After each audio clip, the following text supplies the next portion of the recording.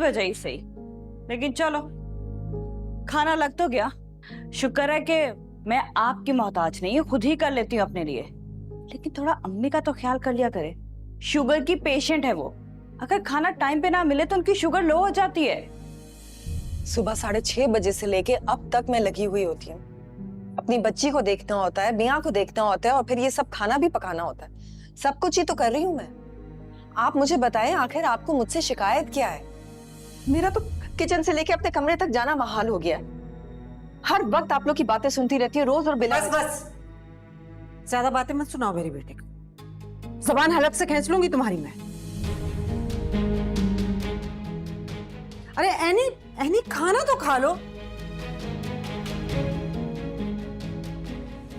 पड़गी कलेजे में ठंडक, रुला दिया ना मेरी बेटी को। यही चाहती थी तुम, सुकून मिलता है तुम्हें ऐसे। अरे भरी जवानी में मेरी बेटी उजड़ कर तलाक लेकर इस घर में आई है, उसे सुकून से तो रहने दो। अगर उसकी 2 रोटियां पकाना तुम पर भारी लग रही है ना, तो आइंदा से मत पकाना बीबी, मैं खुद पका लूंगी। मैंने ऐसा कुछ नहीं कहा है अम्मी। मैंने उनको सिर्फ ये कहा है कि आखिर उनको मुझसे शिकायत क्या है। रहने दो, मैंने सारी बातें सुन ली हैं। तुम उसे बातें सुना रही थी, उसने क्या कह दिया था तुम्हें? यही कहा था ना कि अम्मी की शुगर लो हो जाती है। क्या गलत कहा था? आने दो सरपंच को, करती हूँ उससे बात आज मैं इस तरह से अपनी बेटी को इस घर में जलील होता नहीं देख सकती। मैं भी किसी की बेटी हूँ, रोज अपनी बेटी के सामने जलील होती हूँ।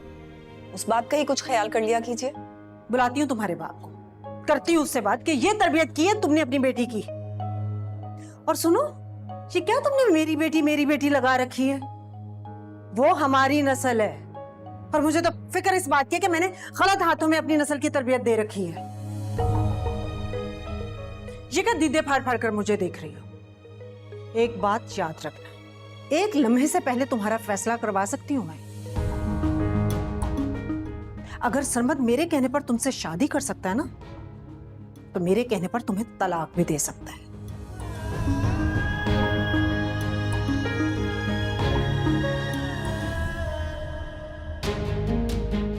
आने दो सरमद को आज, इसका तो फैसला करवाती हूँ आज मैं।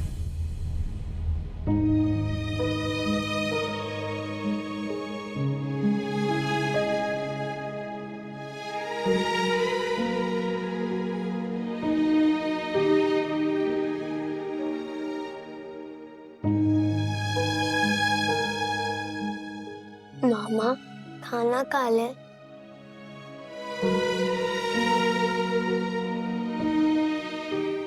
आप खा लो,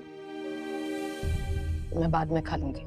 बाद में पापा आ जाएंगे, फिर और लंबी लड़ाई चलेगी। खा लेना।